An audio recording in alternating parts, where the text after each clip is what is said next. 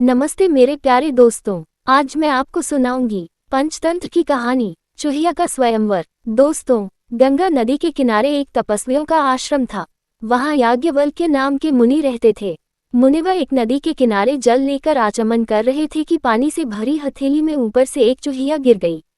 उस चूहिया को आकाश में बाज लिए जा रहा था। उसके पंजे से छूटकर वह नीचे गिर गई। मुनि ने उसे पीपल के पत्ते पर रखा और फिर से गंगाजल में स्नान किया। चूहिया में अभी प्राण शेष थे।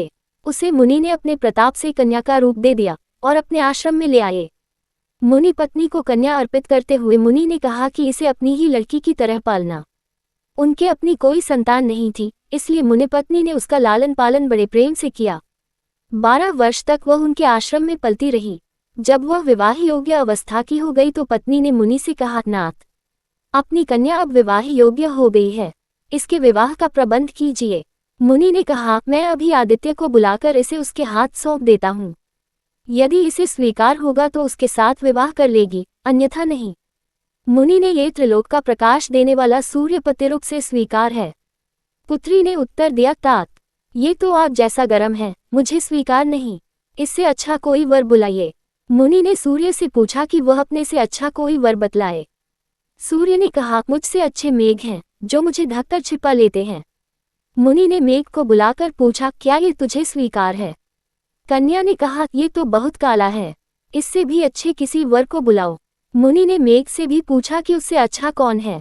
मेघ ने कहा, हमसे अच्छी वायु है, जो हमें उड़ाकर दिशा दिशाओं में ले जाती है। मुनि ने वायु को बुलाया और कन्या से स्वीकृति पूछी। कन्या ने कहा, तात, ये तो बड़ी चंचल है, इससे भी किसी अच्छे वर को बुलाओ। मुनि ने वायु से भी पूछा कि उससे अच्छा कौन है। वायु ने कहा, मुझसे अच्छा पर्वत है, जो बड़ी से बड़ी आंधी में भी स्थिर रहता है।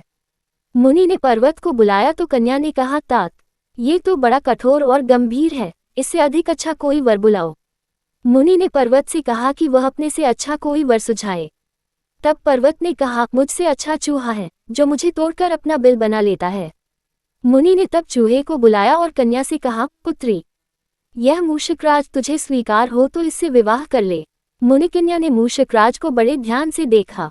उसके साथ उसे विलक्षण अपनापन अनुभव हो रहा था। प्रथम दृष्टि में ही वह उस पर मुग्ध हो गई और बोली, मुझे मूषिका बनाकर मूषकराज के हाथ सौंप दीजिए। मुनि ने अपने तपोबल से उसे फिर चूहिया बना दिया और चूहे के साथ उसका विवाह कर दिया।